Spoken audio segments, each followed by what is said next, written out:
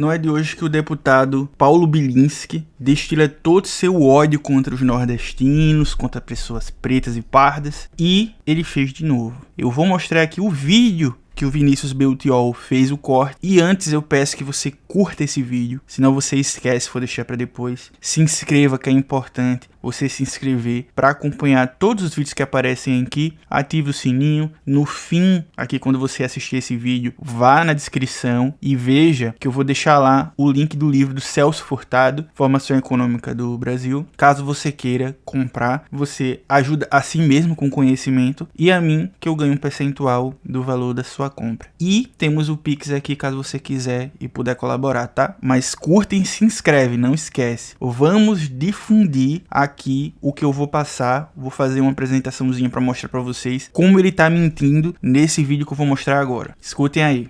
A extensão territorial brasileira, ela gera muita heterogeneidade. Esse é o problema. Então você pode ver, por exemplo, Santa Catarina é extremamente homogêneo. Vamos lá. Ele falou que o Brasil é heterogêneo. O que é que ele quer dizer com isso? Que é miscigenado, certo? Ou seja, tem muita gente preta e parda nesse país. Quando ele pega Santa Catarina, ele diz: Santa Catarina é homogênea. Ele está racializando a conversa. Mas vamos lá. Né? Por ser extremamente homogêneo, se Santa Catarina tivesse mais liberdade para legislar, você teria leis muito melhores para aquele estado. Agora, compara Santa Catarina... Aí ele tá associando aqui que se tivesse mais liberdade, seria melhor porque as pessoas são brancas. Basicamente é o que ele tá dizendo aqui. Ou eu tô maluco? Catarina com Maranhão. Compara. É o mesmo país. Dá para comparar? Não dá, né? Maranhão é uma bosta. Vamos lá. Maranhão. Temos a população, maioria preta e parda, né? Maioria de pessoas negras, quando juntamos pretos e pardos. Assim como um todo no Nordeste, o Nordeste é muito mais miscigenado do que o resto do país. Paulo Bilinski está com todas as letras dizendo que Santa Catarina é melhor do que o Maranhão porque é composto em essência por pessoas brancas. Não tem onde tergiversar aqui, tá? É o que ele tá dizendo. Como é que você vai comparar com Santa Catarina? Qual que é o estado mais antigo do Brasil? Salvador, né? Bahia. Bahia, desculpa, Bahia. Tá, exato. Santa Catarina é de quando? É mais recente, né? Uhum.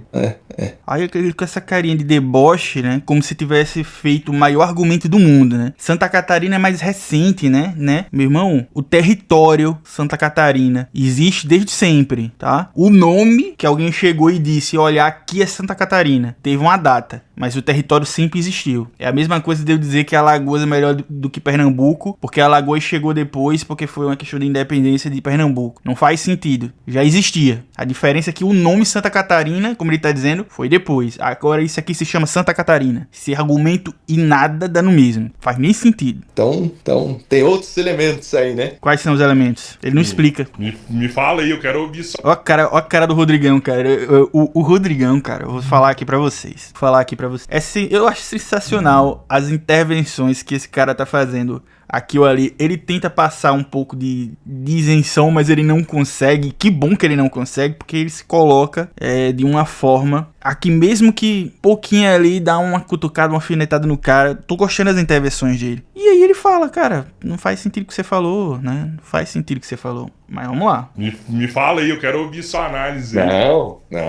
Não, aqui cada um tira a sua conclusão. Então, mas o que o Cabeleira fala sobre países... A Bahia é um lugares estado muito industrializados? antigo e esse é o problema da violência da Bahia. Não, o problema da Bahia é que é um estado historicamente de esquerda. Ele nunca fez o salto cognitivo de dizer assim, porra, a esquerda só fode a gente mesmo, vamos fazer um salto à direita. Ou a gente aumenta as atribuições dos estados, diminui as atribuições da União, ou você vai continuar tendo um Brasil em que o Sul e o Sudeste sustentam o Norte e o Nordeste ad eternum. Teve mais uma questão aqui que eu salvei pra mostrar pra vocês. Aí o Bilinski foi querer se justificar, né? E ele fala aqui, né? Ele pega um exemplo de corrupção que aconteceu lá no Maranhão e diz que deixa claro que a crítica nunca foi ao povo maranhense, e sim a um estado falido, corrupto e desnecessário. Aí aqui, né? Ele ficou feio pra ele, né? Porque todo mundo ficou dizendo que ele tava associando raça a problemas de desenvolvimento, né? Ele quis dizer que porque Santa Catarina, a maioria é branca, era melhor do que Maranhão, que a maioria é preta e parda. Aí ele vem dizendo, não foi o povo, né? não foi o povo. É a corrupção. Bicho, não existe caso de corrupção em São Paulo. Não existe caso de corrupção no Rio de Janeiro.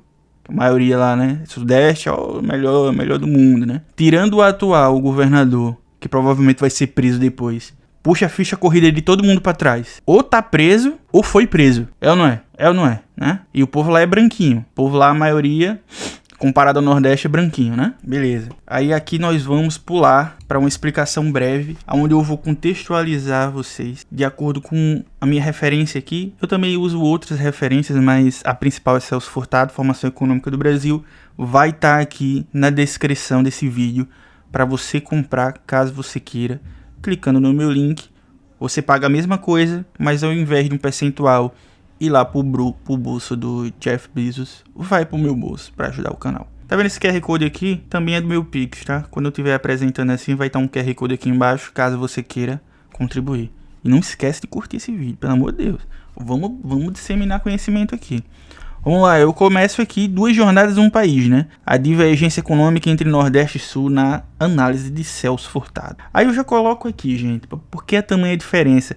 Esses dados aqui de PIB per capita é de 2023 e eu vou colocar aqui na descrição. Quando você terminar esse vídeo, você vê, tá? Você clica lá, caso você queira conferir, bota lá a agência IBGE e você consulta os valores. Aí a gente vê essa disparidade do Nordeste, né, por região, que tá, né, 27 mil per capita e o Sul 61 mil. Aí o Bilinski, ele coloca isso como se fosse uma questão recente, uma questão aonde dependesse dos políticos, o histórico político de, porque Bahia, ou sei lá, Maranhão, teve gente de esquerda. Sendo que o Brasil tem centenas de anos, assim, né? Se for pensar em território constituído e pessoas, milhões, né? Com pessoas não, né? Mas o território existe, enfim. Mas enquanto nação, né? Teve aí o Império e tal. Nós sabemos que tem algumas centenas de anos. E houve toda uma política de descaso do Império e depois sucessivos descasos nos outros governos para frente na nossa república. E aqui, como coloca aqui no slide, que o Celso Furtado ele fala que o Nordeste ele é marcado pela lógica de centro-periferia, enquanto nós, enquanto país, também estamos nessa lógica de centro-periferia, sendo o país a periferia e o norte global o centro, né? O Nordeste ele enfrentou essa lógica, enfrenta até hoje, de o Nordeste ser a periferia e o Sul e Sudeste, o eixo Sul-Sudeste ser o centro, tá? Isso porque, por algumas características de que levou essa concentração no eixo Sul-Sudeste, principalmente São Paulo, que eu vou discorrer aqui. Momento de novo, você já curtiu esse vídeo? Já se inscreveu? Se não, curte, se inscreve aí, lembrete para você não esquecer. Pois bem, lembrando ao senhor Paulo Bilinski e para todo preconceituoso de plantão, o Nordeste ele já foi o centro, o eixo dinâmico do país foi o Nordeste. No início lá, enquanto colônia, nós éramos, entre aspas, o São Paulo da vez, né? Nós éramos São Paulo da vez, a bola do jogo. Só que qual era o problema da época? Nós não construímos, enquanto região, um dinamismo como houve em São Paulo. No Nordeste, como eu vou mostrar no outro slide, houve um processo apenas de extração, de exploração. O Nordeste, aí também tem questões do Norte, mas o foco é o Nordeste aqui. O Nordeste, como é que funciona aqui? Tinha um engenho de açúcar, os lucros ficavam todo que a coroa portuguesa, não internalizava nada, era mão de obra de escravos, escravo não consome, né? Não havia mão de obra assalariada e era sempre esse fluxo, né? Trazia escravo e trocava todo o lucro por bens de luxo que vinham sendo importados para cá. Óbvio que tem toda uma questão muito mais complexa do que um vídeo de 15, 20 minutos possa esclarecer aqui para vocês, mas é para dar um bate-papo aqui. Se você quiser, inclusive, diz aqui nos comentários se você quer, sei lá, uma série de vídeos de formação econômica do Brasil, avisa aí que eu posso fazer. Ou seja, como diz o livro de Celso Furtado, o Nordeste ele se concentrou em uma economia para fora, apenas para fora, não para dentro do país. Luan, o que é que você quer dizer para dentro? Não se criou um mercado interno como se cria no Sul-Sudeste. Aí o que é que acontece? Chega lá em meados do século XVII e a concorrência com as Antilhas decreta o fim do ciclo do açúcar. E uma hora, de um dia para outro, quebrou o Nordeste. Quebrou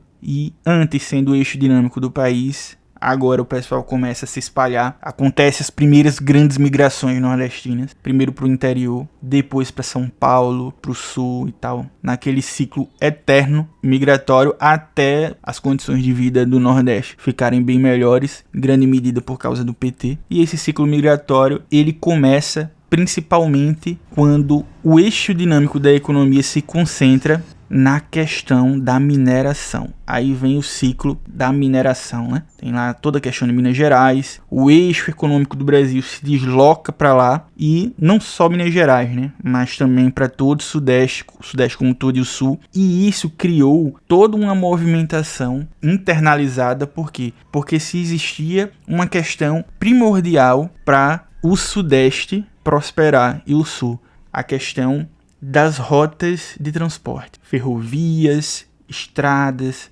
porque tinha lá o transporte por mulas, exigia uma estrada, se criava uma estrada. Precisava levar o minério, aí foi se fazendo ferrovias, e assim vai. E aí, como tem aí na referência, né, que se constituiu um mercado de proporções superiores ao que eu via propiciar da economia açucareira na etapa máxima de prosperidade. Nunca até aquele momento se havia tido tanta prosperidade como nesse momento da mineração, e depois vai para o ciclo, né, industrial, mas antes passa pelo café, que herda toda essa dinâmica e expande, né, para a dinâmica do sul também. O ciclo do ouro acaba, o ciclo do café começa, e aqui é uma questão muito importante de que vai definir o sucesso do Sudeste, especialmente São Paulo nesse momento, e o fracasso do Nordeste. Há um problema que o Sudeste não passou, que foi a transição da mão de obra escrava para assalariado. E aqui não pense que foi por bondade, tá? Foi para se criar, né, principalmente um mercado interno, talvez não muito consciente de início, mas se criou todo um mercado interno e foi se gerando um dinamismo, não era só extração como era no ciclo da cana. O Nordeste, apesar de ter tido sim imigração italiana e tal, imigração europeia, não foi na mesma intensidade que o Sul e o Sudeste. Inclusive no Sul e Sudeste, como eu dei a entender e reafirmo aqui, e afirmo aqui na verdade, ele foi incentivado. No Nordeste não teve isso, tá? No Nordeste não teve isso. No Nordeste, ou melhor dizendo, teve, mas bem tardiamente. Enquanto Sul e Sudeste, quando a abolição da escravidão já era praticamente toda a mão de obra assalariada, no Nordeste não era. Era muito inferior a mão de obra assalariada, e se passou a ter basicamente uma economia de subsistência no Nordeste, e o Império nada fez para se tratar isso.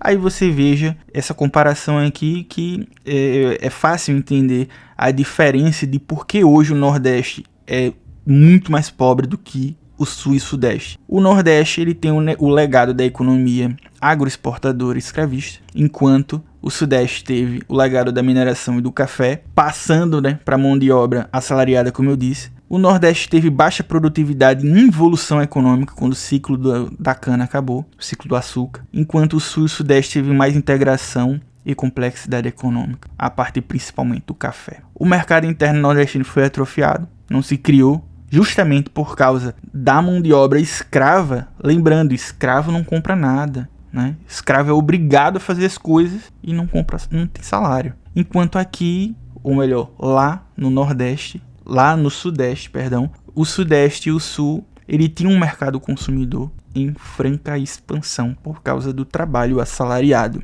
No Nordeste, a grande população era uma economia de subsistência, enquanto no Sul e Sudeste, como diz aí no slide, era uma classe empresarial com experiência comercial, né? Segundo Celso Furtado. Como a gente pode ver aí, a industrialização brasileira, ela não surgiu do nada. Houve inúmeras condições históricas para São Paulo prosperar como ele prosperou, como mostra aí o capital, né, que o pessoal ganhava, ele era reinvestido em ferrovias, na própria indústria que estava nascendo, né? O mercado interno era composto por uma massa de pessoas assalariadas, a mão de obra era excedente, né, de trabalhadores em imigração, o que em grande medida favoreceu São Paulo, por exemplo, porque o salário, não estou dizendo que isso era bom, tá?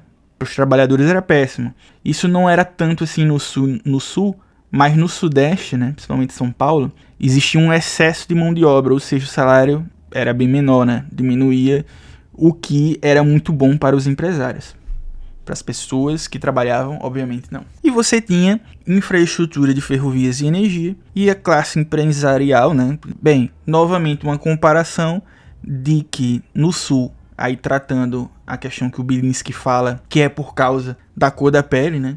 E por causa de políticos de esquerda ou de direita, ele aqui, o Celso Furtado, mostra um círculo virtuoso que aconteceu no Sul, e a gente também pode colocar o Sudeste. Indústria, emprego e renda, mercado consumidor, mais investimento em indústria, e assim fica. Enquanto no Nordeste, nós tínhamos e temos, de certa medida até hoje, baixa produtividade, baixa renda, mercado fraco, pouco investimento. Obviamente, não é assim como era no passado. Óbvio que nós estamos infinitamente melhores. O Nordeste não é como o pessoal adora pintar em novelinhas por aí, que é como os boi tudo morto no chão, os cactos, né, gigantesco, feno voando. Não é assim o Nordeste, tá? Venha pro Nordeste e veja por você mesmo. Aqui a gente vive bem, tá? A gente não tá passando fome aqui não, beleza? E como eu vim batendo na tecla o vídeo inteiro, o mercado interno, ela é a chave para o desenvolvimento do Sul e do Sudeste e para o atraso nordestino. Não se criou condições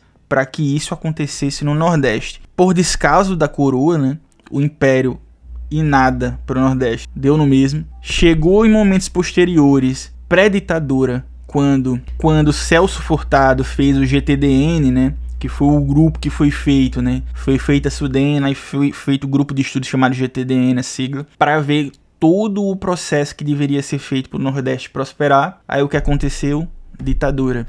O plano do Furtado não saiu como planejado e acabou que a Sudene, apesar de fazer todos os investimentos que se tinha para fazer, ela fez concentrado, né? Existe uma concentração industrial, assim como teve em São Paulo, teve em 3 regiões aqui do Nordeste, em 3 estados, que foi Bahia, Pernambuco e Ceará. Se vocês quiserem vídeo sobre isso, avisa aí, por favor, que eu faço também. Beleza, gente? E aqui tem essa imagem, né, interessante, mostrando, se você quiser dar uma pausa para olhar, você dá uma pausa e dá uma lida aqui para você ver o ciclo de prosperidade que foi no Sul e Sudeste e o ciclo de involução e estagnação que foi no Nordeste. Tudo aqui que eu fiz, né? Eu fiz, obviamente, algumas alterações, porque a inteligência artificial, ela às vezes faz algumas coisas erradas. Mas todas essas artes aqui foram feitas no Notebook LM. É uma inteligência artificial do Google que eu descobri recentemente. E é muito boa para estudar, cara. Para estudar, para fazer slides, para fazer infográficos. Vocês querem que eu faça um vídeo sobre Notebook LM para estudos, né? Posso fazer. Eu achei tão interessante que tá me ajudando a estudar, a fazer resumos, né? E, gente, deixa o like se você não deixou até agora, meu bom. Meu querido, minha querida, não curtiu até agora? Pô, considere curtir o vídeo, pô. Chegou até aqui? Se inscreve aí. Se inscreve, vamos mostrar o quão absurda é a fala do Bilinski. Vamos mostrar isso, tá? Não se esqueça que ao final aqui, clique para você, caso quiser, conferir os dados do IBGE que eu coloquei e conferir também o livro do Celso Furtado, o qual eu me baseei para fazer essa apresentação. Tem aqui o Pix, caso você queira e possa contribuir. E vamos embora, vamos fazer esse canal crescer. Valeu demais, gente. Vou fazer mais um vídeo ainda sobre isso, tá? Da fala nojenta que ele fala de que pessoas que têm o Bolsa Família, são beneficiárias do programa, não mereciam votar. Vou também fazer um vídeo sobre isso. E fala aqui embaixo, o que é que você achou? Esse tipo de fala é racista? É xenofóbica? E aí, xenófoba? O que é que vocês acham? O que é que vocês me dizem? Comentem, curtam, compartilhem, se inscrevam e diga aí dicas pra mim. Luan, faz vídeo sobre tal coisa? Porque se for de algo que eu gosto de falar, de interesse de estudo, eu mando o brasa e faço, beleza? Valeu, pessoal, obrigadão, até o próximo vídeo.